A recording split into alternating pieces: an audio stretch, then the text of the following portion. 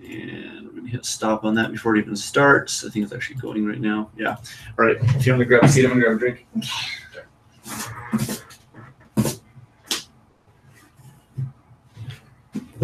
Hello. Huh? Don't talk to them. Okay. They want you to talk to anybody. Okay. Yeah. I'm not allowed to talk to anyone. Yeah, no men. No men. Okay. Cool, thanks. Rad, you're welcome. I'm sorry. It won't happen again. I'm really sorry. It won't happen again. Okay.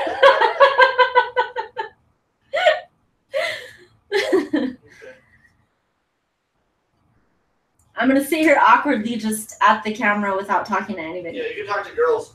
Okay, girls. But only if I know them. I can only talk to girls. Yeah, that I know. You know them. That I know. All right. Emily, I know Emily. I know Rick. I can Hello. say hi to Rick. You can, Rick's the guy. would you like Rick or what?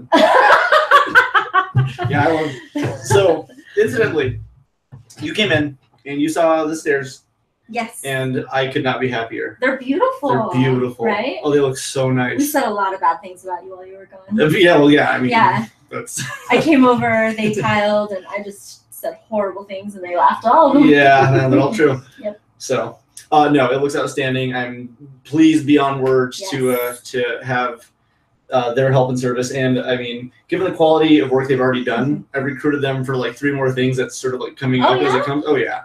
Who else am I gonna go to? Yeah. You know, like Nobody. naturally. Yeah, I'm thirsty, John. I got plenty of water for you guys. So What are you recruiting them for? we're gonna be retiling the fireplace with the same color tile. Cool. They're gonna help me paint, put on maybe like some baseboard stuff, install. What colors did you pick? It's like a lightish grayish blue for the living room. Okay. Because I'm also getting rid of that TV. I saw that on Facebook. Crazy, yeah. Mhm. I'm gonna get like a That flat thing screen has on that one. been part of your life for 10 years. yes. Oh, it's been great. I love the TV, but I think we're looking at it as like it'll save up some room. And it still works Oh, perfectly. it's beautiful. I use it every day, and it's fantastic. I have Yeah. extra bulbs. Emily did all the hard work. Yeah. So the guys just watched. No, they're outstanding people, and I like if I'm gonna have anybody like do like contracted work for us, it's them. Cool. Straight up. Cool. Like Cool. there's no other option at this point. Are you a contractor? I am. Well, I'd get Ben because they're my guys. Yeah, I don't care about your work. Did you tell me to get bent? Yeah. You guys are costing me work here. That's right, exactly. I'm gonna change my shirt. There's a huge ketchup stain that I forget I was gonna change because I was eating hamburgers at Ariel's house, and my ring kept falling in the ketchup, and every time I fell in the ketchup, it would like against my shirt. So Okay. I'm gonna change my shirt. Okay. I'm self-conscious about my ketchup. I wouldn't have noticed. I noticed though. That's true. Yeah, it's all about me.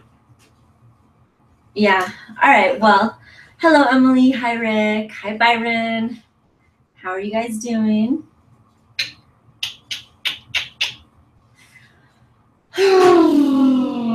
What is today? June 22nd. Yesterday was the first day of summer. I think it was the summer solstice. It was. Yesterday. It was hot Yeah. as crap today. I know. Yeah, the weather's been pretty nasty. Air conditioning on full blast. Yeah, it feels good. John's ketchup shirt, Sakura. That's right. Oof. Good. So, Hi. hi, Michelle. And I missed you. I missed Good you. to see you. Yeah, 'cause I wasn't here last week. I'd gotten in late on Thursday. Mhm. How are you? I'm pretty sleepy, but I'm good. Pretty sleepy. Yeah, the last couple nights I've slept actually lately I've been only sleeping like 3 or 4 hours a night. I'm sleeping good. I'm just not sleeping very long. I wake up and then I feel all like boing. It's like sleep concentrate. Yeah, it's like concentrated. Yeah, exactly. I'm having concentrated sleep. So Do you feel tired, or do you still feel energized, or like how does that work for you? I wake up and I feel great, but by this time I'm like, oh my god. You were tired earlier? Yeah, Okay. yeah, I'm tired tonight. Okay. Oh yeah, we took Byron on a date yesterday because he came and helped us move a bunch of furniture off of like the patio, which Nice. incidentally is completely empty.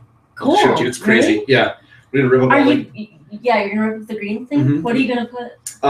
Couches, or not couches, chairs and tables and like a little setup just to hang out there. I mean, are you putting in different flooring down? Oh yes, yeah. We'll be taking that off and putting up basically the same thing, just cleaner and nicer. I put a gray one. Oh, I have to look at that because that would probably look You very haven't nice. I don't think It so. looks good. The one that was there before was like bright blue like that. You got it there. Mm-hmm. Which just kind of looked ridiculous, but now it's just like a gray. It matches the stucco kind of. Beautiful. Yeah, Okay. so Yeah, just and all the remodeling and everything makes me excited just because it's fun to sort of redo things and It redo is. stuff, and I'm getting rid of a bunch of stuff, and we're actually going to be getting rid of the piano out there because it's old and it's kind of a little bit out of tune. And we want to donate it to like a school or like a music program for somebody who's totally going to use it it's cool. because that's way more exciting. I actually need to do that with mine too. You know what? I wonder if Rick, Emily, Byron, I want to actually refinish my piano. I think. I mean, I'll have to have Like it's all like oiled and lacquered or what? Yeah, and I don't know what all that entails, but if you guys are aware of, is there some specific way that has to happen for a piano, or is it just like refinishing anything? Dip it in beetle guts. That's what I That's what tried. lacquer used to It be. just didn't work very well. I did that. Like the Beatles, like Yeah, I just spread didn't. his intestines on it, like Nutella. Mm-hmm. It didn't Yeah, work. it didn't work at all. I don't understand. Yeah. I don't know then. Yeah, that's No, all I got. I don't know. That's all I needed to do. All you needed to the do. only idea I had, and And it it didn't work. did not work. What a bust. Okay. Yeah, so maybe you guys can give me some ideas about that. That'd be cool. Get it all Yeah. finished up. And... Mm-hmm. So you've been sleepy but well rested. I'm all things good. considered. Yes. But pretty good otherwise. How's work going? Work's fine. It's been a couple weeks, so yeah. Same. You know? Family's fine. Good. Things are just Good. dandy. Good. I'm glad to hear that. Yeah. Yeah. Dandy. Yeah. So I'm it's still nice. eating really good. I'm glad to hear that. Going to the gym and getting back into the habit because I realized, I mean, I've said this many times in the show before. One of the reasons I want to prioritize it and actually make sure that it's happening when it needs to happen 3 times a week, gym solidly. Other days are extra, but Where at are you least going? Monday, Wednesday, Friday. Mornings or Usually afternoons. afternoons? Yeah. And then going on a walk every day if possible as well too, just to get back in the habit of doing it because I know how much better I function and how much more energy I have and how much less sleepy I am when I get in the habit of doing it. So I'm trying to make sure that like it's a concentrated 3-day a week minimum Cool. kind of endeavor. Yeah. So I'm excited about that and taking care of myself and getting some better food in me because I did gain a little bit of weight recently. Thank you, Rick. Did you? So yeah. Couple pounds, like 3 or 4. And as it was after the robbery. Well, that it was a week ago. The break-ins back in February. Actually, my schedule shifted somewhat significantly. Yeah. Actually, things sort of shifted around for me, and I was figuring out a lot of things. And that's also when a lot of the paperwork and signing over to the business for the other guys and everything was happening. So I had so much on my plate, I didn't prioritize the gym. It's not to say I didn't have time, I just didn't prioritize it. And now I want to get back into making it a concrete habit. Cool. Well, let me know if you want a gym partner. Sure. Because I definitely go on a daily basis and I go for walks every day and Good. I'm already doing all that. So if you need somebody to, kick your ass down the road, I will. Like, motivate me or actually like go outside and beat me up? I want to do both. I want to be a great motivation for you that makes you feel confident, and I want to hurt you. You want to harm me I want to hurt physically you. and mentally? Yeah. Okay. That sounds good. Just keep me posted. Yeah, regular workout. Actually, Byron, I'd like even to take like boxing lessons. I think boxing would be a lot of fun. Oh, that would be fun. That'd I be thought fun. about that. Yeah, Michael Dan and I talked Honestly, about it it. intimidates me. The idea of doing that intimidates Getting me. punched a lot? No, Or no. just- The idea. That doesn't do it, you? No, the idea of looking retarded while I'm trying to do it. Oh, so you're more worried about your image when it comes to Yeah. that specific exercise. Yeah, I'm not afraid to be whooped. Like, Yeah, that's easy. that's easy. Anybody can get whooped. Yeah, exactly. You haven't got- Anybody can get beat up. Yeah, so it doesn't take Yeah, anything. it's a matter of looking awesome while it happens. Right. That makes sense. Though, in all fairness, if you do look awesome even while you're being destroyed, it looks a lot better than someone getting destroyed and not looking awesome. Right. That makes sense. Yeah. See what I mean? Okay. Let's see. Any suggestions on how to deal with difficult neighbors? Byron's gonna teach you to box, and then you're gonna fight. Oh, that'd be fine. Yeah, we'll do it on the bank. To deal with difficult neighbors. Big dummy in the backyard. Okay, scarecrow. Oh, the dog, right? Oh, yeah. The dog. Yeah. Yeah. What are the neighbors doing? Yeah, are they what are the harassing details? you? Because I knew a bit of that, but what's happening with that? I have a neighbor. My neighbor that's right across from my front door. Oh, the one who, yeah. She does not shut the fuck up. Damn. She talks and talks, and she doesn't care if you've already shut your door and you're inside Just keeps upstairs going. in bed. She stands at your door and she'll just keep talking like you're there. It's so weird. That's interesting. So, what do you do to counter that? Oh, I don't do anything. I just leave. You just leave. She keeps going. She doesn't notice I'm there. Or not. Is she like talking to you or just sort of at you? Well, in her mind, I'm sure she's having a conversation. Does she initiate like with you and like talk about like something pertinent, or just like sort of just talk to talk? No, she's talking to Okay. talk. Yeah. Huh. She's a trip. I mean, God bless her. You know, she's a Sure. sweet lady. She's just really, really intrusive and very invasive, harassing us. I see this. So yeah, they're seeing the neighbor, and they're citing it because of the dog. Yeah. Like the dog is being loud and obnoxious, and so they're trying to poison your dog. Oh my Is that what's god. happening? I'm asking. Yeah, I hope that's not the case. I hear a lot of stories about that. I do too. Like the neighbors poisoned our dog, or the neighbors poisoned our I've heard things like that as well. Yeah. whatever. Yeah. Yeah, that's a frustrating situation, is dealing with somebody. And are they talking to you guys like directly? Okay, Yeah. so letters in the mail on door. So it's not like a direct communication. It's more like a passive kind of like, I'm too afraid to confront you, but I'm confronting you. Because that sucks. That sucks a lot. If somebody comes to me and like we have like a direct, I had a situation actually, and we'll talk about passive aggressive nature. So we had a customer who was upset because a system that he bought from us was having some issues, and of course we warranty our stuff. He came into my store yesterday while I was at home. Some of my employees called and said, "Hey, this guy's having an issue. What can we do?" And I said, "Okay, well, I mean, if it's under warranty and if it's something that we've tried fixing for him, we can't do it. We'll make sure that he gets one. I'll put him on the list. He's still under warranty, and we'll get him like a system as soon as like the next one comes in. We'll just swap it out for him." And so he says, "Okay." And another employee calls me about half an hour later and says, "This guy is making a big stink in the store. He's yelling at my employees. He's threatening to call the cops. He's threatening to sue us," which of course is just blowing a lot of smoke because none of that would ever hold up in any way. But it becomes like an interesting irate situation where this dude starts screaming and like getting like really upset and threatening a bunch of stuff, which to him might be justified, or he's having a really bad day, or there's some other fact that's going on that's making him really like, it's exacerbating his anger. And who knows exactly what it is. But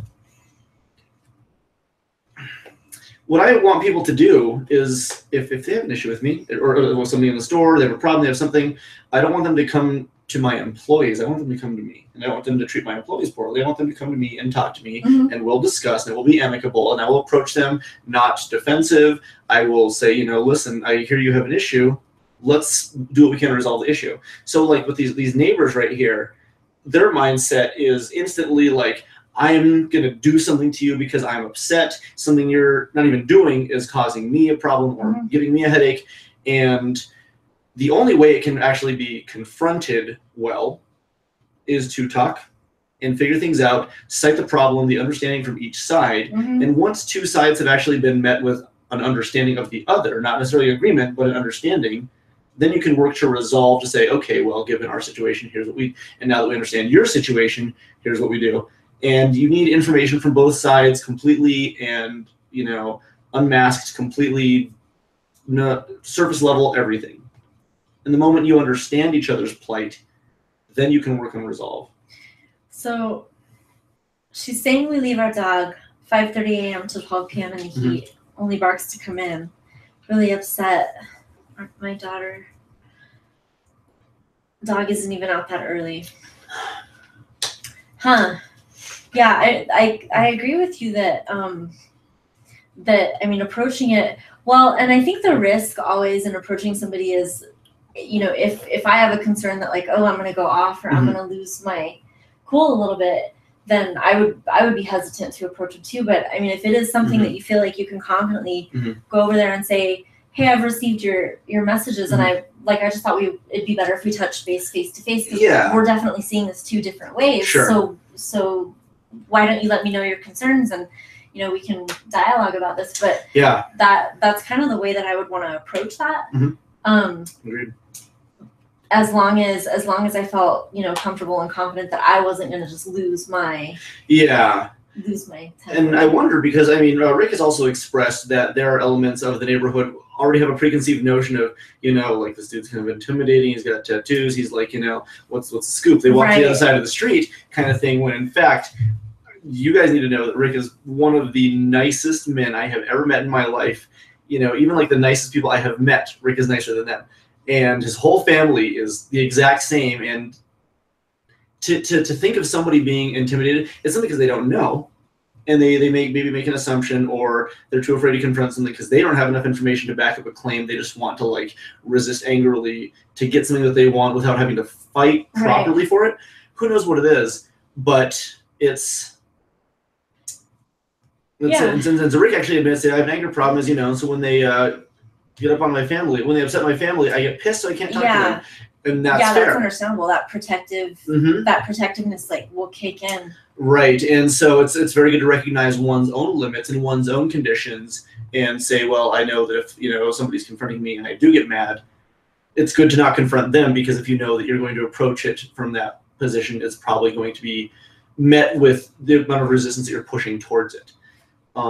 So finding a moment and a way to sort of like, take that deep breath and, objectively sort of like see, what could they possibly be upset about.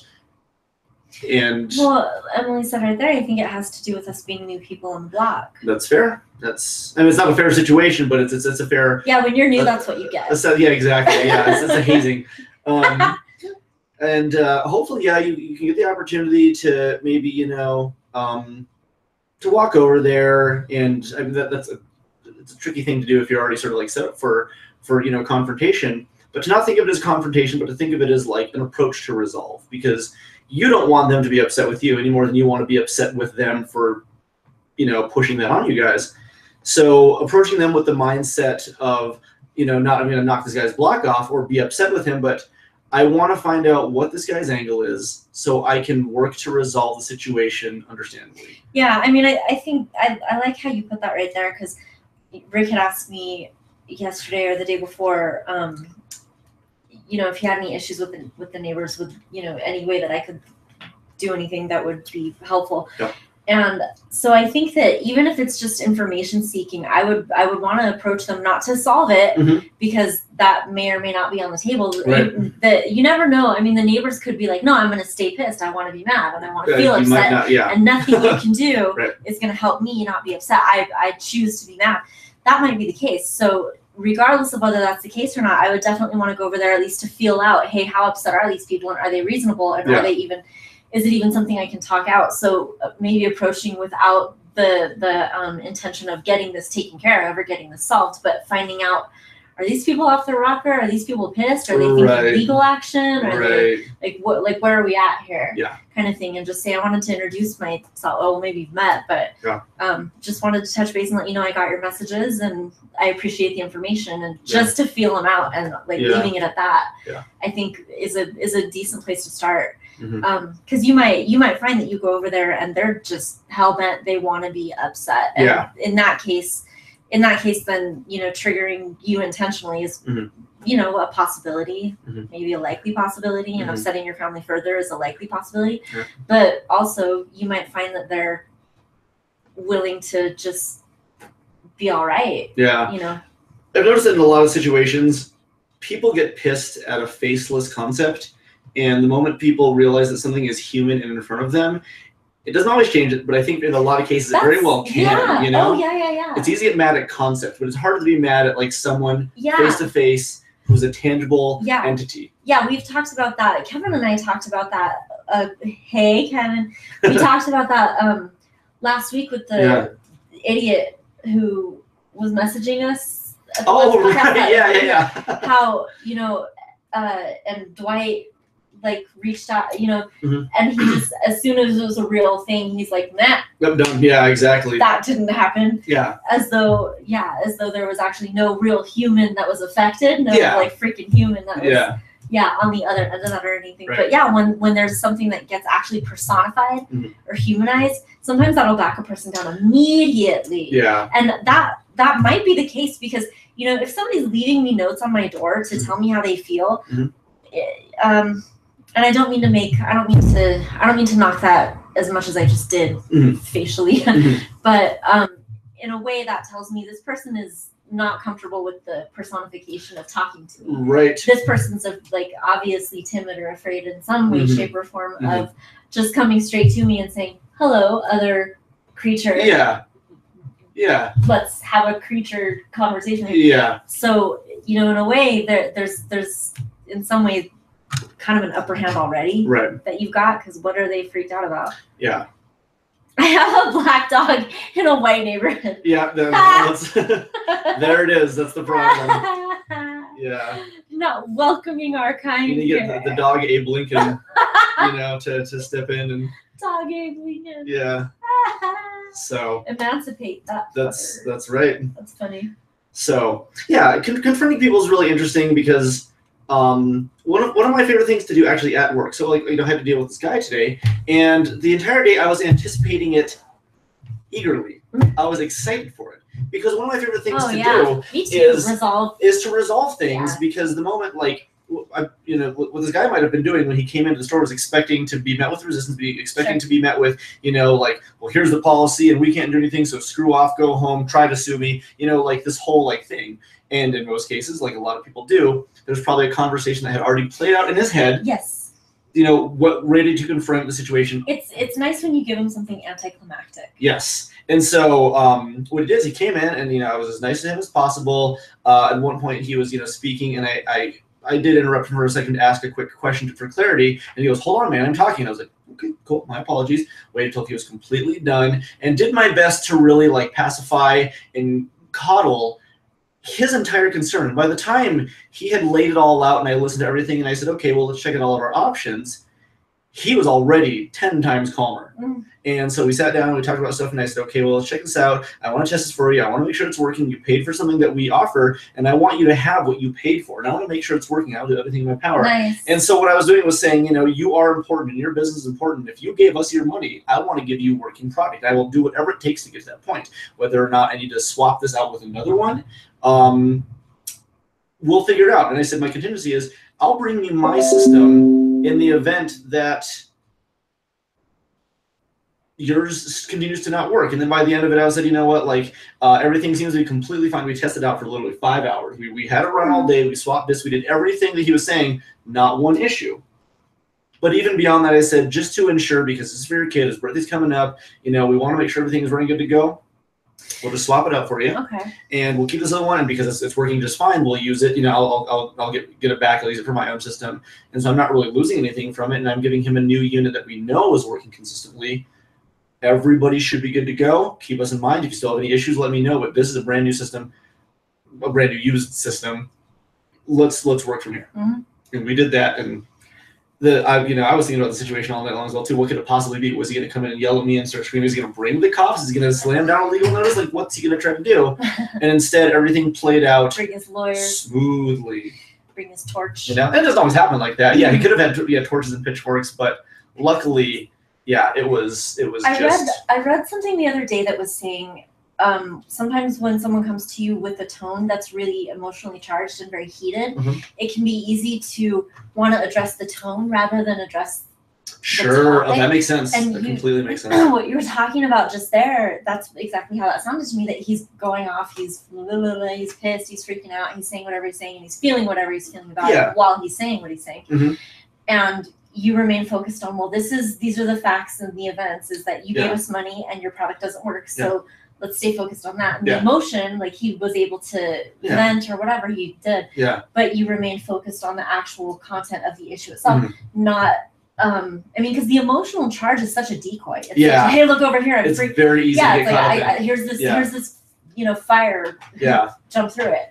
And when you can stay focused on the actual issue itself rather than the tone in which it's presented to you, then you remain in power. Then you remain in the power of that. Right. And another way that I've heard that described that I like a lot is, and Byron, steps in and out of the ring all the time, that we have the option of getting into a ring and getting our ass kicked, getting into a ring and whipping somebody's ass, or just don't step in and let somebody shadow box for a minute, which it sounds like that's how you let him do that. Like, let him fight, let him fight nothing, let him do whatever he's got to do to expend the emotional, turmoil. Right, and then after that, you can address what actually the issue is. So that you made me think of that. It's a good perspective to have, and I subconsciously, I definitely wanted to remain focused on the thing, but I don't think it was in mind, but I guess it kind of is by default because as customer service, that's what I want to do. But the idea of, addressing the issue and not the emotion is great, because I do see and read a lot of, stories about employees at places that do get mad and they do lash out and they do this and they do that because when someone attacks you verbally, you want to attack them back because it's like, do you want to see what this feels like? As opposed to, why is this person feeling this and what can I do to help stop that? It's very easy to get caught up in, it feels bad when you're doing this to me, so I'm going to one-up it. Instead of let me absorb it and then channel that into something that will resolve for both of us. And I'm very happy with the way everything sort of ended up resolving today. And luckily, I've never been to a point where I can actually tell you guys this now. So when I used to work at Blizzard for World of Warcraft, we had a really interesting situation. So you sign like a non-disclosure agreement that there's a whole bunch of stuff that you cannot do. You cannot talk publicly about your position within the company because you also don't want people to abuse the power, people asking you or people going online and saying, well, my friend does this, and trying to use it as leverage. So you really have to be careful. People are going to tell their friends. It's simply the way of things, but you can't go into like public forums and be like, look what I can do. You guys are going to, totally get it. But one of the situations that we had that came up is, so like when you're playing in the game, like you're helping players resolve issues. You're trying to help them, figure out things that they can do, and something gets stuck or they're being harassed or whatever it is. There's like a giant range of things that could possibly come up. But we had one guy who was so upset because the player, who's a player on the paying end of the system, playing this game and something's not going his way and he's angry. He writes in angrily because he's upset. Understandable. Our job is not to be upset either. It's to absorb that upsetness, and cradle it and say, let's make this right. And we had one guy there called GM's Game Masters who ended up like getting so absorbed in this player's anger that he ended up warping into like the city of the opposite faction, the bad guys, where like if you go, they kill you. And he ended up teleporting this player like 300 feet up in the air and then dropping him in the middle of the city. And what that does is it not only kills your character, but it like ruins the durability of like whatever you're wearing, your armor. And he kept doing this over and over for half an hour. And this player is just sitting there watching this god, essentially, that he's trusting, just kill his character consistently. And within 10 minutes, that guy was fired. Done. Like the little zero tolerance. As soon as they found out exactly what was going on, boom, canned. He walked out the door. It's this huge, gigantic dude. He punched the door in the way and put a hole in it because he was like literally like a 6'5" like giant. Couldn't control his anger. So on the customer service end of things, it was a bad position for him to be in because he was not addressing the issue. He was addressing the other person's emotion. Yes. Right. Very interesting. Yeah. And I hate reading horror stories where people do have customer service experiences with people, because if you're in the customer service regard, or maybe in the neighbor regard, or peers, or whatever position you find somebody in, it sucks to get caught up in that emotional exchange rather than a practical seek of resolve. We've all been there too. Every single one of us, in a relationship, it's very easy to, the moment that they say this, well, it's like, well, this is how I really feel. So, and then you say something you regret, and they say, it becomes a whole dumb thing. They say something, and you're like, you always do that right there. It's a really interesting place for it finally to all come out. And it might not even be true, but you want to hurt them back. And that sucks. I've been there. I've done that before. It's a terrible feeling to do that to somebody. Yeah, I've been there. I've had. And you feel like a jackass after. You feel awful. Yeah, because then from that point on, like something came out, and it's always kind of guessing, was that true or not? Or are you just saying that doesn't matter because now it exists out there and it did something. It affected something. Yeah. We all acted like toddlers. Oh man, high school relationships and college relationships and whole mess of things. So, yeah. So neighbors, man, and yeah, hopefully it can be addressed in an amicable way, but also you got to keep in mind that you also cannot please everybody. It's something, and the best you can do is the best you can do. And when you address people and when you confront people, you kind of got to just say, well, here's my intention is to do everything that I can to pacify the situation, to put forth my best effort to try to address your problem, and I will do it to the best of my ability. And in many cases, people will listen, and sometimes they won't. Yeah. Sometimes it's a losing battle, and you still got to give it your best. The other thing going through my head is I wonder, if it's just a bunch of notes on the door that are making claims that aren't even true, if there's any necessity to do anything.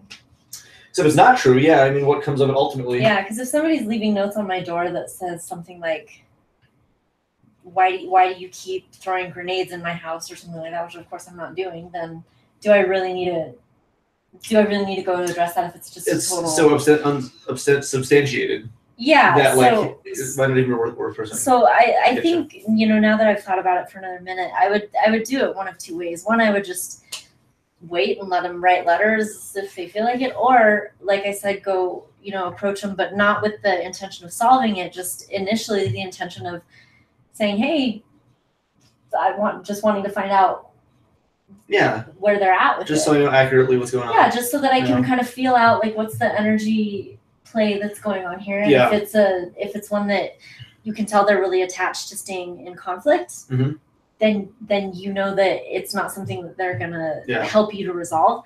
And if it's something that you can tell they're not attached to conflict, then it's probably resolvable right that minute. Yeah. My favorite thing to try to do in any situation, even if I had this neighborly thing going on, so if I was in this position, is I would do what I would call customer service them. And I would customer service these neighbors, and I would approach them and just say, hey guys, it seems like there's something going on. I just wanted to make sure everything's all right. And if there is anything I can do, or if you guys want to talk about it, please just let me know. And I'm sorry for any inconvenience, but if there's something that can be done to change this for the better, just let me know. You should do the Cyrano de Bergerac thing. Like from Roxanne? Yeah, where you hide in the bushes and Rick can sit on the door. Have like a little earpiece and I can like communicate. Whisper like what to say, and Rick can just say whatever you tell him in the earpiece. Yeah. All Roxanne style. There's an Alf episode like that. So Jake falls in love with this girl, and Alf ends up, I love Jake. And Alf ends up falling in love with the girl too. He's a funny character. Yeah, he's pretty good. Alf is the best. Yep. Yeah. So it's not the first time they did it. They did it when you first moved in. How long have you guys been there? And how many times have they approached you about this? I'm sort of curious about like the whole of the situation, because let's see. Yes, let's do it, John. That would be a lot of fun. Yeah, I'll be your customer service rep. I'll have like a suit on and like a notebook and like clipboard. And that would be really funny. Yeah. The neighborhood ambassador. Clipboard. Yeah. Like a little Mormon guy on just bicycle. Pretend to be Rick's lawyer. Yeah, exactly. Yeah, we've been served and just can't Go fuck yourself. Yeah, exactly. Open it all up. Okay, so 5 months. So when they first started doing this, was it because of the dog, or was it something else? What was said? What was presented with this? Because 5 months of that seems like a bunch of bunk. Yeah. But, Yeah, they've been upset for a while sitting over there watching your house. Yeah, but not upset enough to really do anything. I mean, sort of passively, like... 5 times. Okay, it's like once a month. Let's see. That is a scary Alf costume in the closet. That's what I'll dress up as. It is. You guys got any cats? Yeah. You have any cats. So, how interesting. Yeah. Oh, where's the dog? So 5 times.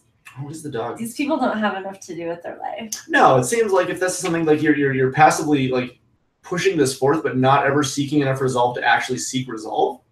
Yeah. I just want to sit over here and complain. It's kind of like, hey, your baby is bothering me, and then they're like, okay, why? You just don't really say anything. Then a month later, your baby's. I just don't like it. Your baby's doing it. I just don't want it. What's the baby doing? What can I do? Then. Well, I don't like the baby. I don't like the baby. Oh, okay, well, what do I do? Well, I want to leave the baby.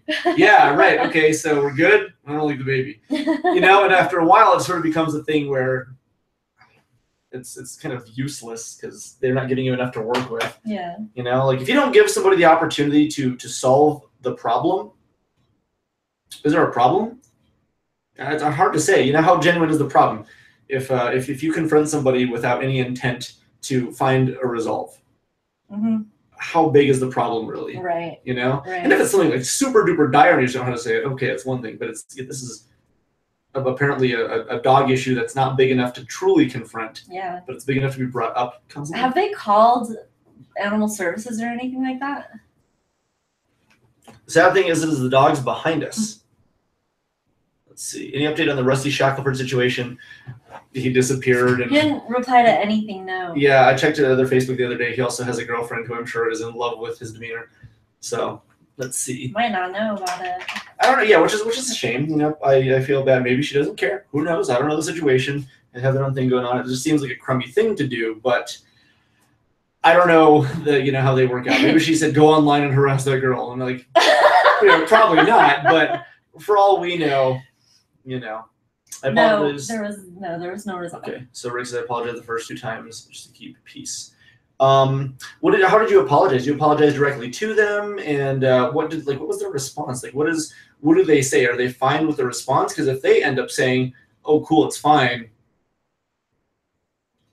and it's not, they're not doing themselves any favors in the situation. Yeah, it doesn't feel to me like they're handling it or trying to handle it.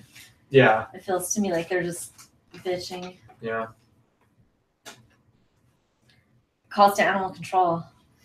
And animal control, okay. Yeah. Huh. What does animal control say? I mean, I'm curious. There's a lot that I wonder about this. Mm-hmm. These neighbors are not easy to work with. That's what it sounds like. I mean, clearly that's the whole thing, but like extra not easy to work with. Calling animal control. Let's see. They seemed fine, but then they brought it up again, and they apologized, and they brought it up again. They say it's fine, and then they call services. Yeah. At that point, I mean, you can do one of 2 things: and either just completely, ignore it and, just be done, or you can go over there and say, like, "Listen." What does animal control said? I wonder what. No calls. Does animal control get a hold of you guys and say, "Hey"? Have you ever had animal control calls on you? No. No. I don't think a lot of people know how many cats I have. Shh. Yeah, and I'm about to have 3 more. So. Oh my God, you're gonna have 7 cats. I'm gonna have 7 cats here. Don't tell anyone. I haven't told anyone. Oh, good. Yeah, just immediately get on your phone. Yeah. Just. I'm telling you. Yeah, Albuquerque Journal. Just submit an anonymous report. See, the therapist said no matter what we say or do, we are new. No matter what we call, we'll come out losing. It's unfortunate that because you are in a situation where you've already sort of had the odds stacked against you. This is sort of what integrity comes down to, is saying this is what I believe, this is what I want to do, and continuing to do that regardless, doing the right thing. I'm gonna call animal control on John and tell him Larry's the laziest worker I've ever hired. You should be calling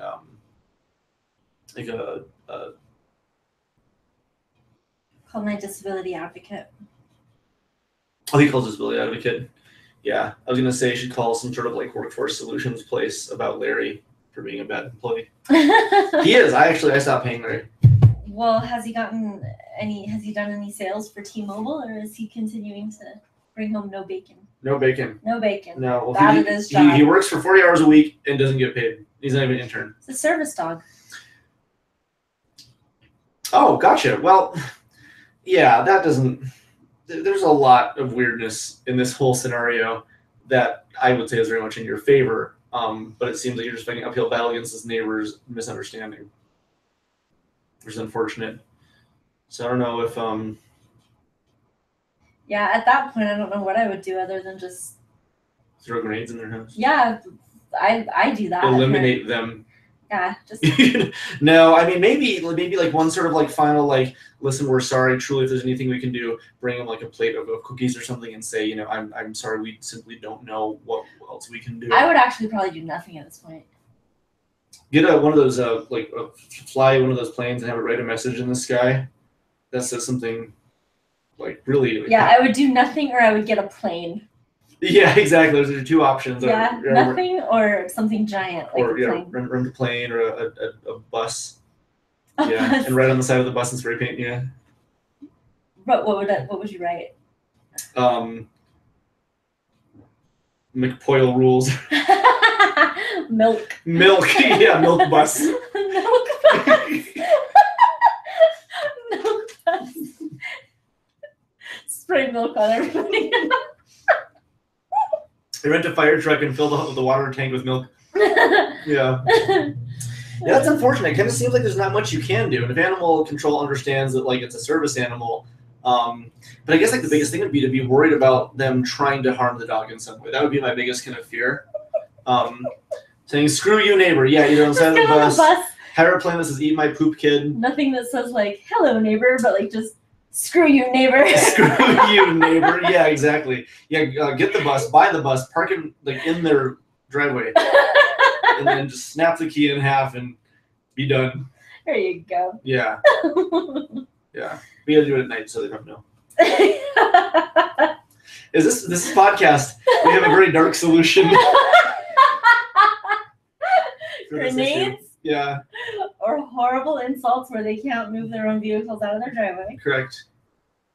Yeah. It doesn't seem like there's a lot you can do really other than. There's a lot. What's going on? Everything is very noisy. Yeah, the neighbors are over in the garage and in the car. And, all right, got it. Yeah. I feel like there's like something roaring downstairs, a giant animal. Or yeah, there's a whole bunch of creatures down there. We'll get Larry to attack them. Yeah. Don't tempt me, LOL. Don't tempt me. Larry is quite the mercenary. You know what? I've got the secret solution for you guys. I've got a sticker, and you put it right smack dab in the middle of their window.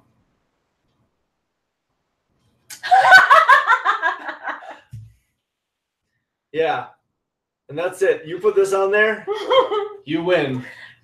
This is my territory. Yeah, yep. This is my corner. Yeah, exactly. You know what? If they're gonna resist, I don't even know what I have. I think I've had this for at least 15 years. Where did you get that? 2006. Life in the Barrio. Probably from like Taco Bell or something. That's awesome. Larry can't even attack his own financial issues. He won't attack them. No, he can't. Larry will just headbutt them.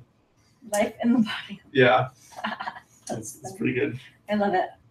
So, yeah, I'd say just keep doing what you're doing, and if they're gonna be poops about it, you just do what you do. You keep on with your life, and it doesn't sound like there's much that they're going to acknowledge at this point. So it's like, don't waste your energy. Agreed. What else? What else is going on? Anything exciting on your end? Well, Ariel's back. That's exciting for you. Yeah, it's exciting. That's the best thing that's My girlfriend came back into town. I haven't seen her, but it's changed my week for the better. Yeah, no, that's because I haven't heard from you at all. I'm really happy for you. Which is good. I like it. That's true. Yeah, I've definitely been busy. Yeah. So thank you, Ariel, for coming back and getting him off my lawn. Your great AstroTurf. He keeps calling animal control on me for no reason. He has no freaking life. Like there's this weird gazelle in this house right next to me. Get rid of her. Yeah. A gazelle in this house. Yeah. Next to a gazelle. I'll be by tomorrow for that, John. Oh man, that sticker's yours. I'll bring this to the movie. You guys can absolutely have it because that's fantastic. Hey, what's the movie? Goonies. Goonies. Yeah. What a great movie. Yeah. Is that? It's not. Why is that your response to the Goonies? It's not inappropriate, but like it's not. Hey. It's not like Corey Feldman or anything says anything like that. I don't know. Or you're just feeling like. I don't know why I did that. You just grooved. I feel like it came from somewhere. I saw something about the Goonies in the last few days, and I don't remember what it was. It wasn't completely unprompted. I just don't remember what prompted it. But yes. Something. It's weird. It's kind of cool, but like. It makes sense somehow. Okay, I believe you. Yeah. But I It don't. makes sense to you. I don't want But to I question don't know how. It's Oh. a great movie. It was a great movie. Very excited. A lot of fun. Yeah, I'll bring that to the thing tomorrow. Actually, I'll put it in my pocket so I don't forget it. I'll put it in my wallet so it doesn't get crushed in my pocket. In your brown pride wallet. Brown pride wallet. Yeah, this is made from the skin of cabeza de vaca. Okay. Yep. Believe me. Yeah. So anyway, other than Ariel being back, my life is the same. Oh, good. Okay. Mm-hmm. I'm glad she's back and that everything hasn't shifted too much. Yeah, things are good. That's good. Yeah. That's good. Yeah. But how's been watching any good movies? Been relaxing a lot. I watched this movie the other night with Skarsgård. What's his face? Alexander Skarsgård. and Michael Pena. Okay. Called War on Everyone. War on Everyone. Was it good? Have you heard of it? No, I don't It think was so. filmed in Albuquerque. Because everything's filmed in Albuquerque now. Mhm. But right down the road from us. Mhm. A lot of it was filmed right down the road from us. So the opening scene is at TV's down here. Oh, weird. Yeah. Okay. That's kind of cool. I actually really liked that movie. Okay. We're checking out. Yeah, I liked it a lot. Excellent. Yeah, it's on Netflix right now. Okay. I didn't War on expect to like Everything. it, and I don't know if anybody else would like it, but I liked it. You I am obsessed with The Room. It's kind of life I changing. love that piece of shit. I love it. Did you? And you saw like the video that? I loved that too. Yeah, the phenom that people are obsessed with this Yes. movie, and it has its place as a piece of art in like this. You know, there's a trashy side of things, and there's this really elite side of things, Yes. and it's sort of like this weird convergence point. I still can't really decide how I feel about it. I just know that it's important to me. It is, because it's the most unnatural acting you've ever seen that you can't get enough of. Every scene that Tommy Wiseau is in is golden. Yes. Every minute that he is my God. trying to speak, and he's so excited about being in his own movie. I love He him, just I love doesn't him, I know love what's happening. No, it's great. Corey Feldman. And Corey Feldman was very cute. Which one was Corey Feldman? Mouth. Okay. Oh yeah. Yep. He was cute. Yeah, he was. What's he up to now? He, unfortunately, I think had sort of like a mental breakdown a couple of years back and recorded like this video that was kind of being made fun of.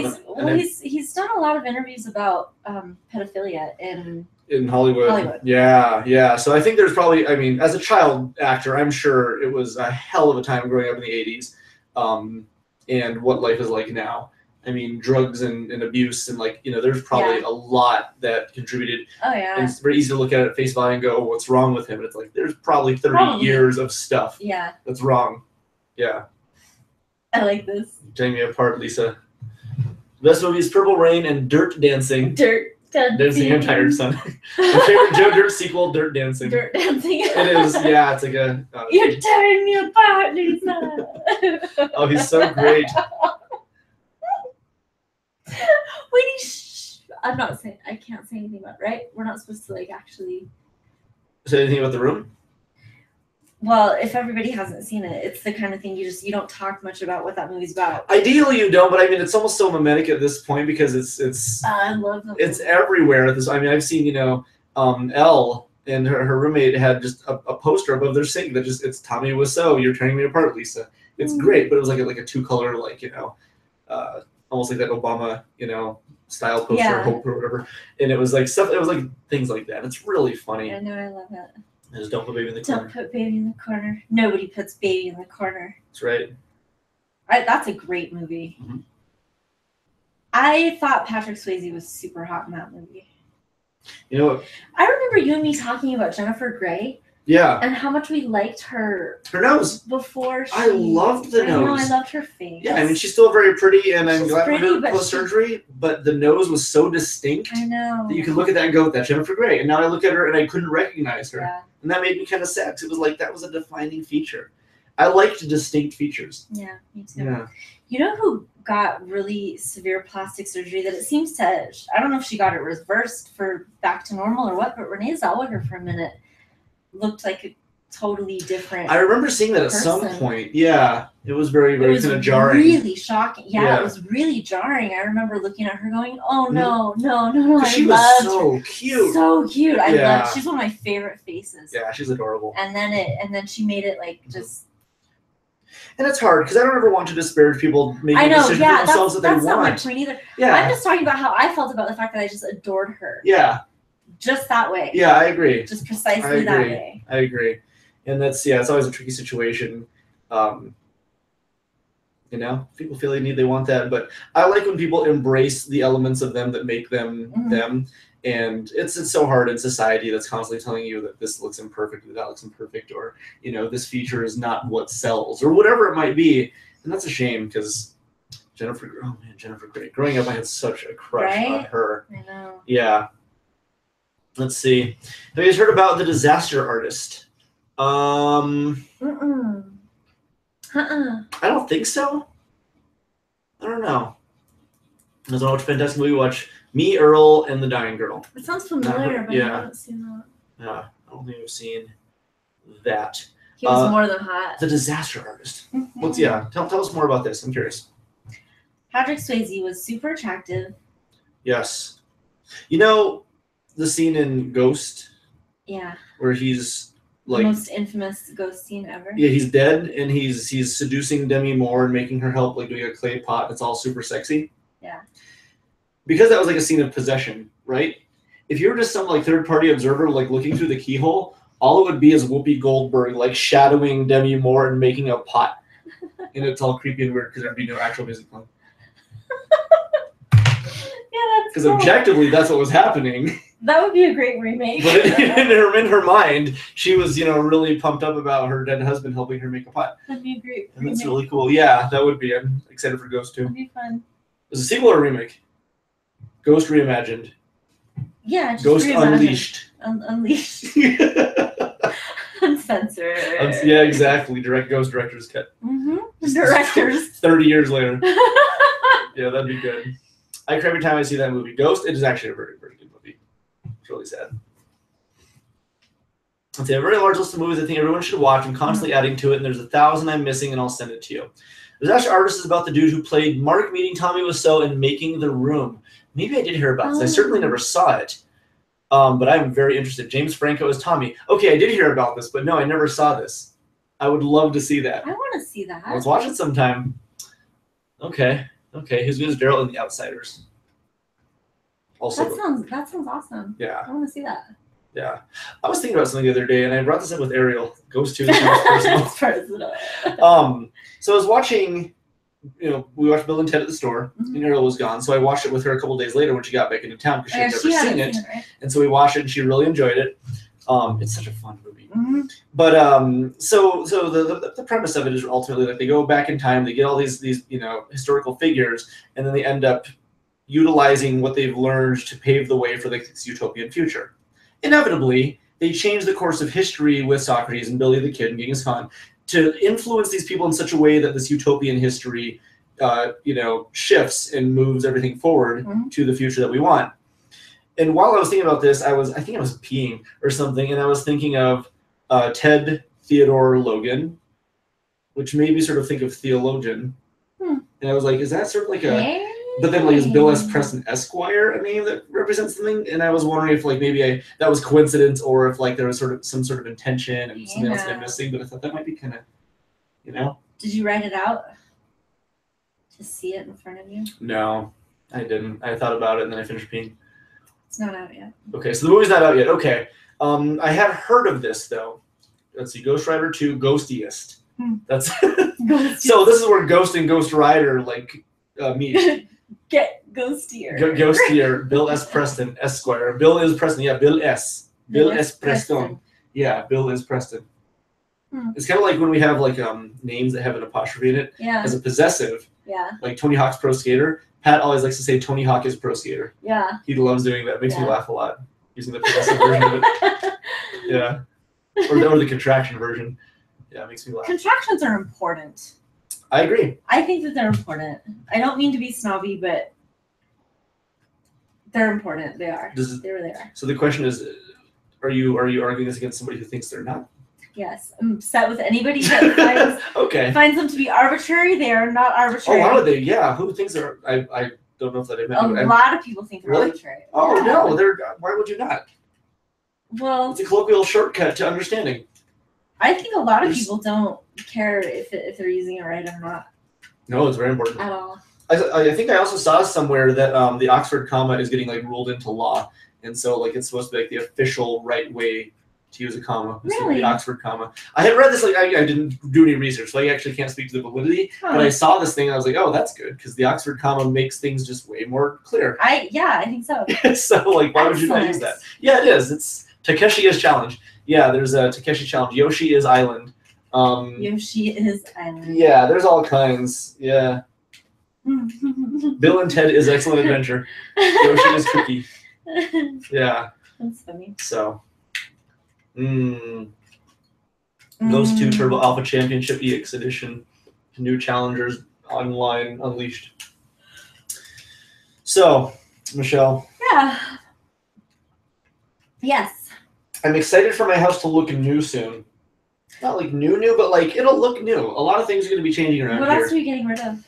So I'm actually moving a lot of these things downstairs because I have like sort of like a table area set up for a lot of figures and display stuff. A lot of it I'm still keeping up here. I'm sort of just redoing. That orange couch that's out there is going to be coming into this room. This is going to be more of like a music room / office and art studio, because Ariel's going to start teaching music lessons again in this room. Very excited for that. That's cool. Repainting the bedroom. I'm going to recarpet that at some point. What color is the bedroom going to be? Like a light lavender. A really lightish kind of purple. Cool. Yeah. Yeah, we're thinking of going with a lot of lighter colors to make it feel open. And since we're getting rid of a lot of like the shelving and like big things, just to make it feel way more open in general. So when we have like some soiree or something, Soiree. Yeah, we can get together and everybody can just hang out. And so, yes, 1, 2, switch to HD Rumble. What is the cool game that Rick played? I said it was cool. Yeah, that was 1, 2, switch. On Nintendo Switch. But it's exciting because once I get this the house all cleaned up, I feel like a lot better. Right now, the store has so much inventory that's in our back room, and my house is kind of a mess because everything is being moved, that I feel kind of unfocused as a whole because everything is cluttered. Everything in my life is cluttered. The house is cluttered. The store is cluttered. And I feel like I'm not really at peace fully at either location. I mean, things are still good, and I'm happy with them, but I also don't like when things are cluttered. I'm generally kind of like a messy person. Not like messy, but like I have stuff all over the place. But I really want to get everything resolved and taken care of so I can feel more at peace. Is Ariel a clean person? She's much better at keeping things maintained. And I think once things are sort of set where they're supposed to be, it's easier for me to keep on top of it. Now that I'm also working a bit less, it's easier for me because after like long days at the store, I would come home and I wouldn't feel like cleaning. I wouldn't feel like being productive. So it was very easy for me to sort of let things pile up a little bit. But then there's nights where I'd get like a wild hair and I'd go crazy cleaning things. So it was sort of, but it makes it a lot harder. I think Emily told me to stop yawning. Oh, did you try that gray on the stairs? Oh, we haven't actually tried the gray paint yet. I got to take a look at it. I think the color is a little bit darker than we're going for. We want it to be like sort of like a lighter bluish gray. But we still want to actually try it on the stairs and see how it works because we haven't actually tried it yet, and we're very willing to see if that works out. And Rick says paint color also helps your mood. Yeah, colors can make a big difference, and I think we're going to make the house a lot more cooler color themed rather than warm color themed. Because I've done the warm color thing for about 7 years, and I very much enjoyed it. But I think a change of pace, especially opening up the room, might look really, really nice. Cool. So, new drapes, new blinds, new stuff outside, new this, new that. She's got a ton of like furniture and storage that we're going to bring over. Mostly like smaller things like tables and chairs and things like that. But you have 7 cats. And 7 cats. Yeah, we're redoing that downstairs closet to be sort of like the cat closet. Put a cat door on that door so they can go in there, and then every day pop back down there, scoop all up, and then just keep on top a little bit more. Then we can reclaim the patio. The concept of this whole thing is reclaiming the house from my cats. Yeah, that's essentially what it is. Like cats have run this place. Yeah, they have. They have. That's true. Kevin said he just picked up so many VR games. I'm excited to try, and he's excited for me to try them. And Emily says, "What do you need done at your house?" Kevin, ever break into your house and play VR in the middle of the night? Yeah, we can do that. I should bring the VR to the store and we can play again. Emily, you guys should come over and you could just pick. You could just pick something. You could do it. Surprise me. Yeah, it's a surprise renovation. Surprise.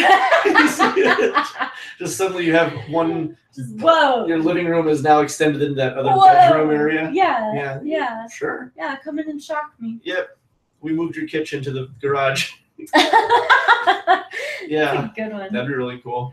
Yeah. Actually, what I was thinking about this week was, like I was saying a little bit ago, I do want to get my piano refinished, but that closet you're talking about, wait, are you talking about the long one against the wall that's going to be the cat closet? So the one that's under the stairs, essentially. Under the stairs. Okay. Yeah. So not that one, but my one that's longer against the wall. Mm-hmm. I actually want to get, like, have the doors taken off and just have my piano there. That'd be kind of interesting. And, like, have it, I don't know what exactly to do with it, but Mm-hmm. the shelf that's up there, like, I need to get rid of that, and something with the doorway of it. Yeah. So I don't know exactly what constructionally, but I want that to just be open and just have my piano there, but I'm not exactly sure what I'm envisioning in my head about that. Sure. Yay! Build me a new house. Yeah, inside your current house. Yeah, in my house. Yeah, exactly. A smaller house in your living room. Yes, that's You should get like a capsule motel in your living room and just rent it out. $200 a night, yeah, and you just have like 30 people living there. Okay. All right. That'd be kind of cool. Yeah, I'm gonna do it. Yeah, why wouldn't you? There's no reason I wouldn't. There's no reason. Not one reason. Good reason whatsoever. Not one good reason. Is your piano's not at your current house, is it? It is. Where is it? It's downstairs in that closet. Yeah. I just never looked in there, I guess. That's good. You're not nosy. That's true. Yeah, I don't put my nose where it doesn't belong. Yeah. Okay. I need to get it. I think I need to get it gutted and restrung and new keys. I mean, I need to get the whole thing redone from the inside out. How expensive is that? I actually don't know. It might be cheaper to just get a new piano. It might be, yeah. Some of those old pianos But can that's be the pretty piano expensive. I grew up on. You know, that's the one that was in my house when I was little. And Yeah. It's my lifelong piano. So Yeah. I think I actually want to hang on to it. Yeah, that'd be cool. Definitely some nostalgia. I wanted to do the same thing with this one, which is why I took it, because I wanted to keep it in the family. Ultimately, I realized I'm not going to hold on to it. My sister doesn't want it. My mom's going to be moving out of her house to live with my brother and his wife eventually. And so we all sort of decided, let's donate it to like a school or something. So hopefully they can get some use out of it. Cool. Yep. If they can all learn how to tune pianos, because it needs it. Rick is a master window and door master. Rick will get creative. Yeah, I don't even know. You'd have to tell me what you see when you look at it, because I don't really have my mind doesn't really operate that way. I don't look at spaces and see. I don't visualize it the way that I wish I was able to. It doesn't happen in my mind. Yeah. Yeah, I would have to get some feedback and get some ideas from you. Know what you're saying. Yeah. I agree. You agree? I agree with what you're saying. Thank you. You're welcome. Yeah. It's my pleasure. Yeah? Yeah. I'm pleased with myself. I'm pleased. Yeah. Your pleasure. Yeah, exactly. My body's in physical ecstasy right now. All right. Michelle and I are one and the same. I look at a space and I see a space. Yeah. That's fair. No, I sometimes have a hard time with that. I think things like I could put a lamp. From like a house layout, yeah. I don't really see that either. My dad has that kind of gift. He's designed the last two houses he's lived in. I would love to be able to do that. You should see his new house too. I'll take you there sometime. Where is it at? It's like right down the street from the other one. It's literally around the corner from where the other one was. I love It's to be able. And that spot when you first walk in. Yeah. And the acoustics. Yes. Just in that middle spot. Loved that. That's amazing. Did he put that in his new house? No, unfortunately, that's gone. Which is kind of a shame, because that was my favorite spot to stand and talk. So cool. It was. Yeah. So cool. Yeah. Yeah. Now these guys, if there's anybody else who can do it, it's these guys. I already recommended Ariel's parents. They were like, "Hey, you do anybody who can do like this, that?" And I was like, "Yes, they're doing my tile right now, and I promise you, like, they are better than anybody else going to come across." So Yep, I'm excited. Give them a bunch of awesome projects to work on and best quality.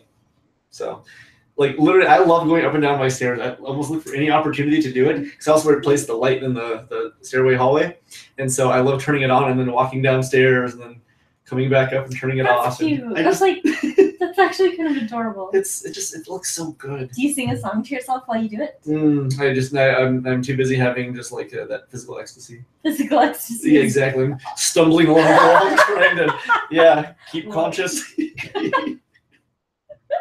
Yeah. Your toes are curling and shit. Exactly. Yeah. Your eyes are rolling. You rolled back. Yeah. Your head. Yeah, it's bad. Oh Rick my tried God. to put a design in the tile. Yeah, he had some good ideas, but unfortunately the room dimensions were just not so good. The architect of that whole complex is pretty... You've been avoiding cuss words, huh? Me? Yeah. On the show, I don't do them as often. Every now and then. I think because my mom watches them, I want her to believe that I'm a beautiful angel. Maybe I should be more careful knowing that Mama's watching. My mom has watched a movie before with bad words in it, so she understands. She keeps watching, and I feel like she knows by now that I dropped the F-bomb and I say things. She's heard me say bad words too. She doesn't like you anymore. Huh? She's not my mom anymore. She dropped me. She dropped you on your head. Exactly. She shook me upside down and right into the concrete. And that was it. So I'm done. Cool. Yeah. Thanks, Michelle. Tell my son. No, bad words, they don't bother me at all. But, you know, it depends on how they're used. If they're used arbitrarily and for no good reason, they're great. If you use them like pointedly, great. Yeah, if you use them to demean somebody, they're excellent. They just get better. They get better and better. Exactly. There's no downside to them. There's no downside. Yeah. Only up. Sentence enhancers. Yeah, exactly. Yeah. They're like sort of like the highlights of the lexicon. Is they place a proper emphasis. There's been research about how the more cussing someone does, the more likely their IQ is higher. But I feel like somebody just wrote that. Yeah, I think most studies end up coming from like, I want to feel like this is not yeah, my I want to issue. justify whatever I do. That's probably where that came from. Yeah, most of those studies, like, you know, they're also done for like a month. Byron. You know, unless you're doing something for 50 years, I'm not going to say that your study has too much merit. Dang you, Kevin, you can't know what the heck to do. Whoa, guys. Kevin just influenced your verbal behavior. That's right, exactly. This is a paradigm shift taking place live.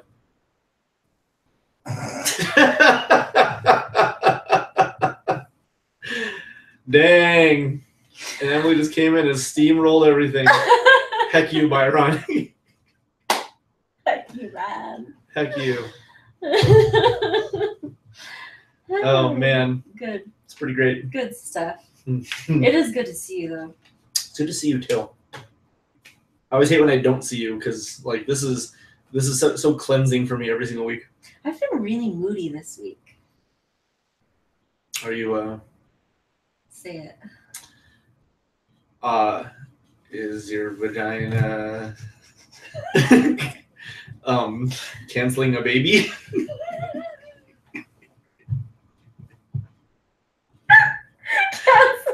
Yeah, canceling its subscription to children. Is your vagina canceling a baby? I'm gonna throw up.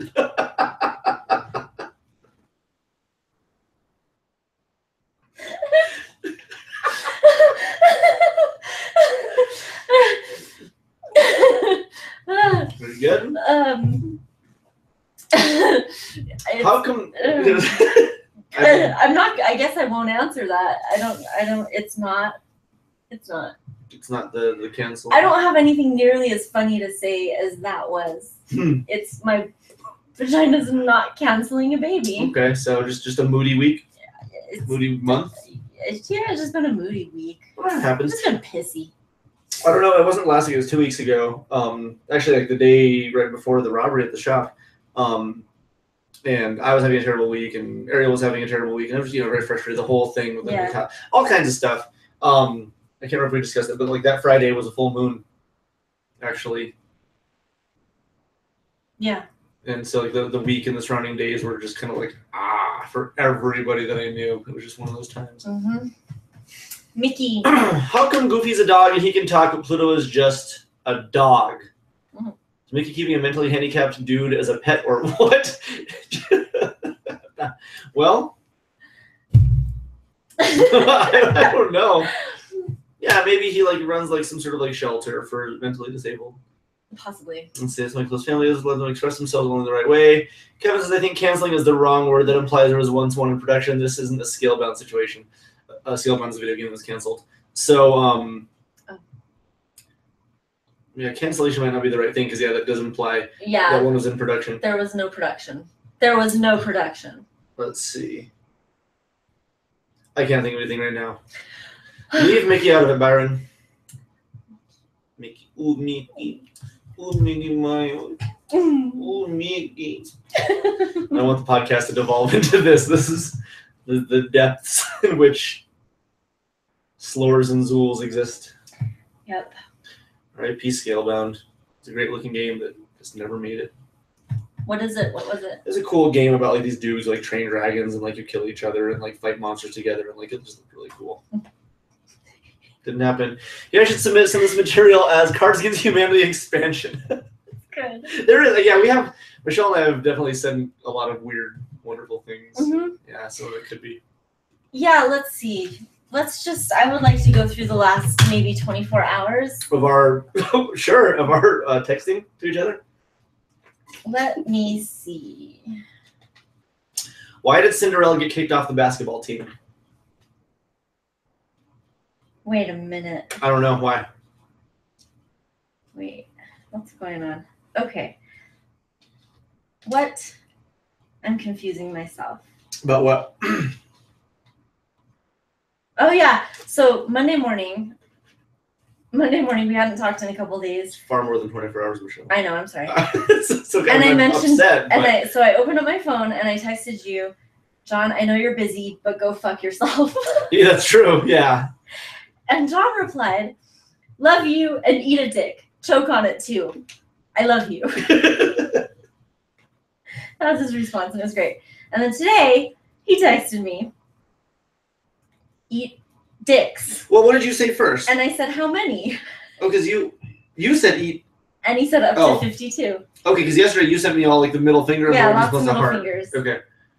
Yeah. Yeah, that's right. I sent you 5 middle fingers and a heart. And then you said eat dicks. And I asked you how many. You said 52. Up to. And I said, that sounds fair. And you said, thank you. And I said, anytime, yum. Thank you very much. That's up to 52. Up to 52. You can't eat any more than that. No one can. I sure That's can. absurd. Are you seriously trying to limit how much dick? I'm not limiting it. It can't happen. It's like you can't fold a piece of paper more than 7 times. You cannot eat more than 52. It depends, though, on, we didn't say human dicks. Doesn't matter. I can't eat. But what's cool about that is you can maximize. You could be like, all right, 52 blue whale dicks. It can be done.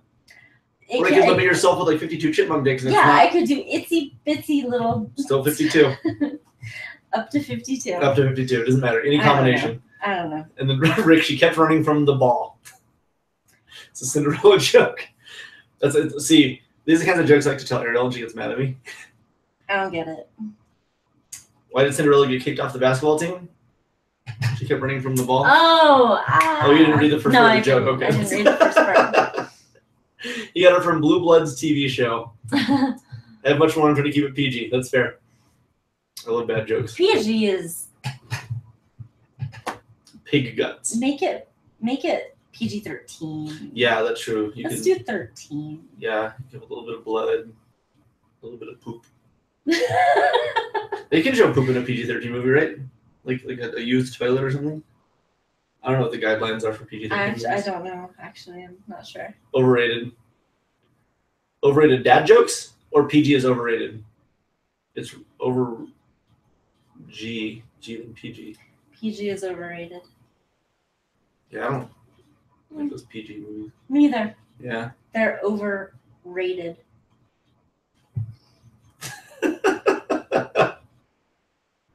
What? I don't know. PG is overrated. PG is overrated. It is. Yeah, if you like a PG movie, that's not that good. Then you're an overrater. Yeah, that's not that good. You can't think about good PG movies. PG movies. I don't know. First PG-13 movie I saw was Indiana Jones. I actually saw a lot of them, but we used to have HBO when I was a kid. But the first PG-13 movie I went to in the theater, my brother took me to. It was Indiana Jones and the Last Crusade. Do you remember the first rated R movie you saw? Nightmare on Elm Street.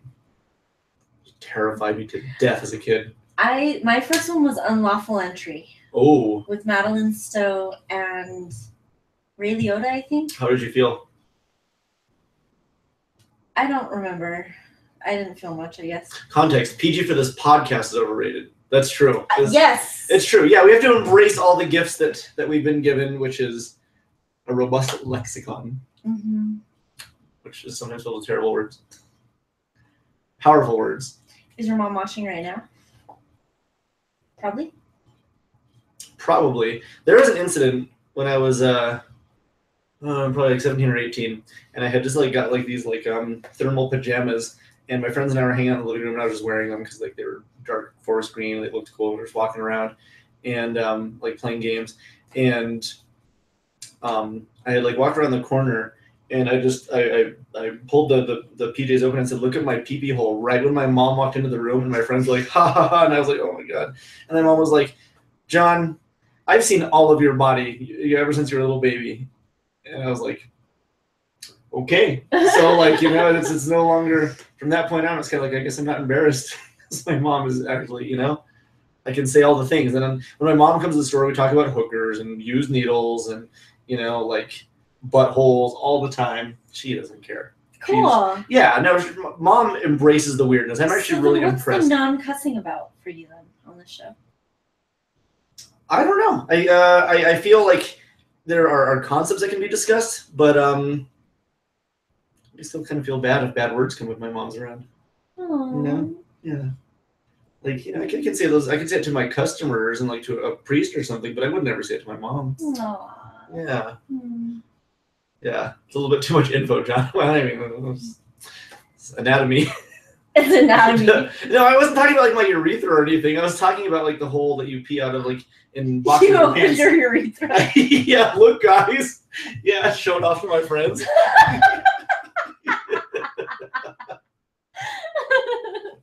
Yeah. Just trying to impress everybody. Exactly. Yeah, everybody's like, dude, you know, like people talking in the hallways about it. Oh my god. Yeah, at school. Wow. Have you ever played the game The Sims? Have you heard of it? No. Sims. So it's a game where like you sort of like you run like this little like household full of people, and you can the people can be male or female, and they have their own like certain personalities. You can give them attributes as to whether or not they're clean or they're productive or they're, you know, they like fun or whatever it is. And or you can randomize it. And these people just sort of coexist and live together, and they walk around autonomously and based off of certain characteristics. Like they'll interact with people in different ways.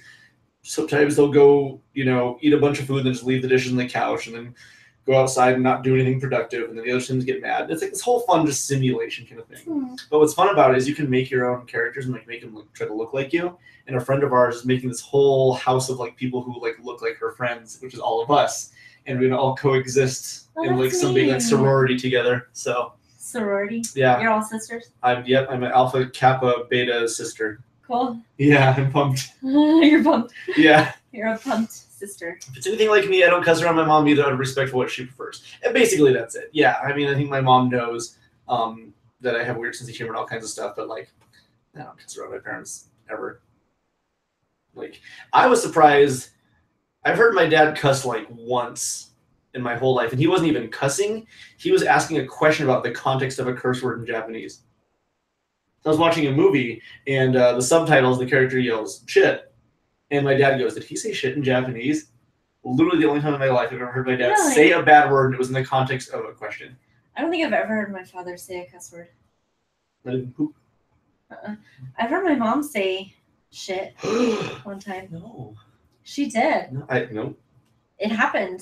That's too much. No, it really did. Why did she say that? I was making her very mad, and she went like this, "Well, shit, Michelle," and I was probably like 10. That's scary coming from a parent. It actually was horrifying. Yeah. It is the only cuss word I've ever heard from either of my parents, and I was like, oh my god, I didn't know what to think or what to do. Because like you pushed a boundary when that happens. She didn't, but I've never seen or heard either of them pushed more than that. Yeah. I don't remember what I said. That's still terrifying. I don't remember what I said. That's scary. I don't remember that. That's scary. What I was saying, but. My parents swear regularly, as you know, and Ariel's parents actually swear all the day. They have a sense of humor actually more akin to mine. And so, like, when I go hang out there, like, I pretty much let loose, and they have no issue with it. Yeah, I feel really comfortable at your guys' house because Every other word is a curse word. Yeah, I like that's what Rick said. Everything. Yeah, I like. I've never heard us cuss LOL. So, yeah, like, I think it's one of those things that, like, if I ever have kids, I wouldn't stop them from like, I would want them to understand that there's a time and a place. If it's contained in an environment in which is acceptable or appropriate, I don't have an issue with it. But you don't do it to people in a respectful situation. You don't do it at school. Like, you don't do it. Would you have any environments where you would require that they cuss? Church. Camp. Yeah. Yeah, exactly. During a baptism. Yeah, that's the only time when it's okay. But no, not just okay. Oh, it's required. If you don't, you get shipped off to boot camp. Yes. Yeah, exactly. Yeah. Let's see. Yeah. I heard my dad say a curse word. John. Basically a 5-year-old. Yeah. John's a 5-year-old. I am. I'm excited for my 6th birthday. Aesthetically, he's a 10-year-old. Aesthetically, like Jewish? Not even poop. Not even poop. Not even poop. That's, yeah, no. Poop's a bad word to some people. Is it? Yeah. To I don't know. Somebody who finds it to be a bad word. Actually, I think when I was really little, I think I got my mouth washed out with soap for saying poop. I remember I got really excited once because it's kind of similar actually to that. I don't think I said poop, but my parents had like this big like writable calendar in like a little office area in like the corner of our kitchen area actually, and I remember at the very top of it I was reading something about Elephant Butte and I wrote Elephant Butte and I erased the E, so it said elephant butt, and I was like, oh my god, I got so excited, and my mom found it and she got mad at me. So like it's kind of the same thing. Yeah. Yeah, that typed out weird. Swearing is exclusively allowed in church. But yeah, I mean, like, I don't find bad words to be explicitly like something that you shouldn't do, because they're a fun, silly form of expression, but it depends on understanding how and when to use them and where it's okay and where it's not okay. And that would be the thing, because I don't have an issue with them, but you don't use them around certain people. You don't use them in certain situations. You don't use them professionally, like in like a business environment or, things like that. Like I don't do it at work unless I'm in a very isolated situation with a customer who will prompt it in a way. And even then I might sort of like mirror it. But like if some guy came in and said, this damn game's too hard, I wouldn't be like, oh yeah, that shit's crazy. Like I would never do anything like that. But like it's sort of like I'll gauge situations, and it sort of depends on what somebody else is comfortable with and what's acceptable. And even then I don't really do it, but it sort of depends on the context of the conversation. I curse a lot at work. Do you curse to your clients? I curse to everybody. Do you curse to Daniel? Oh yeah, my boss? Yeah. Oh yeah. Tell him to die in a storm of shit. That's what I say. That's Daniel, hey, boss. To quote. Die in a storm of shit is what I say to my boss. That's your shit. That's what I say. Yeah. That's what you're supposed to say. That's why he hired me. Because you had a way with words. I promised I would say that often. The kids express themselves. We also taught them to respect people. I think that's the big thing. If you can show proper respect to people, that's fine. I think, do what you do. I am so tired. You look like you're tired, Michelle. I am really tired today. Well, we're about ready to wrap up here. I'm really tired. Okay. I'd say let's talk longer since we missed a week, but I actually feel That's it. We also kind of made up for it with that bonus episode. That's true. That was fun. Yeah, we talked extra. That was enjoyable. We got to meet Rusty. Yeah, he was a new fan of the show. Yeah, he's our new fave. Exactly. He contributed a lot, and he made me learn a lot about myself. So it was really nice. Turned me on. He got Michelle going. So everybody had a really good night with that. Got me going. John, if you hire me, I will speak exclusively in swears. I'll communicate only in swear words. So you need like swear prepositions, and swear pronouns, and swear verbs. I will hire you. Yeah, I will hire you to do that, Byron. Swear apocalypse. I will hire you to do that. Just to come to my house and be my court jester that says nothing but cusses. Nothing but cusses. Yeah. I can't curse my boss, but Emily hits hard. Yep.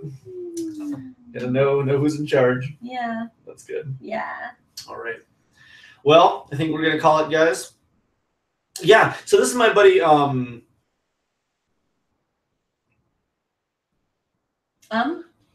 Martin. Mm-hmm. And this dude, okay.